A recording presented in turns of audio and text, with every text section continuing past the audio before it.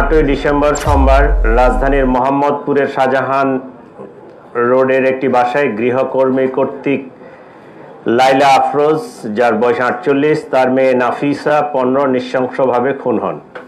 নির্মম ও বীভৎস এই ঘটনা সারা দেশে ব্যাপক চাঞ্চল্যের সৃষ্টি করে। প্রাথমিকভাবে জানা যায়, ঘটনার দিন সকাল 7:51 হতে উক্ত বাসায় গৃহকর্মী আয়েশা প্রবেশ করেন এবং 9:35 সময় সে বাসা ত্যাগ করে। ধারণা করা হয় এই সময়ের মধ্যে উক্ত নৃশংস ঘটনা সংঘটিত হয়েছে। এই ঘটনায় নিহত লাইলা আফরোজের স্বামী বাদী হয়ে মোহাম্মদপুর থানায় একটি হত্যা মামলা দায়ের করে। ঘটনার পরপরই মোহাম্মদপুর থানা পুলিশ ও ডিএমপির ঊর্ধ্বতন কর্মকর্তাগণ ঘটনাস্থল পরিদর্শন সহ ঘটনার প্রকৃত রহস্য উদ্ঘাটন, ঘটনার সাথে জড়িত প্রধান সন্দেহভাজন গৃহকর্মী আয়েশার বিস্তারিত তথ্য সংগ্রহ করার কাজ শুরু করেন।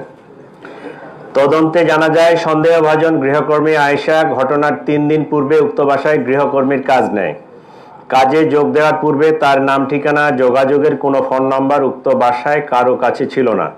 সন্দেহভাজন আয়েশাকে শনাক্ত করার জন্য পুলিশ উক্ত ভবনের আশেপাশের সিসিটিভি ফুটেজ সংগ্রহ বিশ্লেষণ করে, কিন্তু কাজে আসা যাওয়ার সময় সে মুখ ঢেকে রাখত এবং তার চেহারা শনাক্ত করা সম্ভব ছিল না। এমনকি তার বাসার ঠিকানাও কেউ জানত না। এক পর্যায়ে আয়েশা সম্পর্কে কোনো তথ্য না পেয়ে মোহাম্মদপুর থানায় গত 1 বছরে গৃহকর্মী কর্তৃক চুরির ঘটনাসমূহ পর্যালোচনা করা হয় এবং তার গলায় যে পোড়া দাগ এবং জেনেভা ক্যাম্প এলাকায় থাকে আয়েশা নামের এক গৃহকর্মীর খোঁজ পাওয়া যায়। সে গত জুলাই মাসে মোহাম্মদপুর থানার হুমায়ুন রোডের এক বাসায় চুরির ঘটনায় জড়িত ছিল। সংশ্লিষ্টদের সাথে কথা বলে প্রাপ্ত তথ্য যাচাই বাছাই করে আয়েশার সাথে যোগাযোগের একটি মোবাইল নম্বর পাওয়া যায়। সেটি 2025-এর জুলাই মাসের ঘটনা। উক্ত নম্বরে যোগাযোগ করলে জানা যায়, তার মোবাইল নম্বরটি কখন কে ব্যবহার করেছেন তিনি সঠিক মনে করতে পারছেন না। তবে কিছুদিন পূর্বে তার ফোনের ডিসপ্লে নষ্ট থাকায় রাব্বি নামের তার এক ছোট ভাইকে ঠিক করার জন্য দেয়। এ সময় সিমটি রাব্বির ফোনে ব্যবহার করা হয়ে থাকতে পারে। এভাবে রাব্বিকে শনাক্ত করা হয়। তিনি জানান, রাব্বির স্ত্রীর নাম আয়েশা, সে মানুষের বাসায় গৃহকর্মীর কাজ করে। আরও জানা যায়, তারা জেনেভা ক্যাম্পে ভাড়া বাসায় থাকে। এভাবে ঘটনার 24 ঘন্টার মধ্যে হত্যাকারী আয়েশার পরিচয় নিশ্চিত হওয়া যায়। আয়েশাকে গ্রেফতার করার জন্য পুলিশ প্রথমে হেমায়েতপুর তার মায়ের বাসায় অভিযান পরিচালনা করে, কিন্তু তার মা জানান তারা রাত্রে বাসায় ছিল কিন্তু সকালবেলা বের হয়ে গেছে। আয়েশার মাকে নিয়ে পুলিশ রাব্বির মায়ের বাসাও যায়, কিন্তু সেখানেও তাদের পাওয়া যায়নি। তারা পুলিশকে জানায় আয়েশা ও রাব্বি বরিশালে গিয়ে থাকতে পারে। এক পর্যায়ে তাদের নিকট প্রাপ্ত তথ্য প্রযুক্তির সহায়তায় পটুয়াখালীর দুমকি থানাধীন প্রত্যন্ত নলুয়া এলাকায় অভিযান পরিচালনা করে পুলিশ, কিন্তু সেখানেও তাদের পাওয়া যায়নি।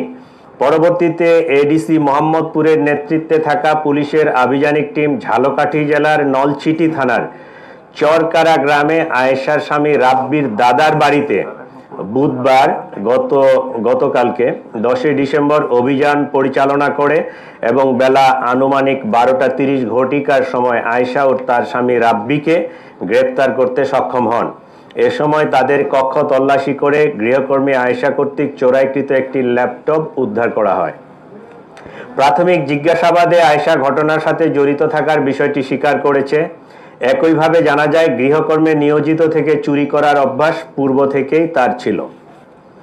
চাঞ্চল্যকর এই জোড়া খুনের কারণ অনুসন্ধানে আয়েশা বলে, কাজে আসার দ্বিতীয় দিনে সে বাসা থেকে 2000 টাকা চুরি করে। এ নিয়ে গৃহকর্ত্রী আয়েশাকে প্রশ্ন করলে তার সাথে গৃহকর্ত্রীর বাক বিতণ্ডা হয়। লাইলা আফরোজ আয়েশাকে পুলিশে দেওয়ার ভয় দেখান।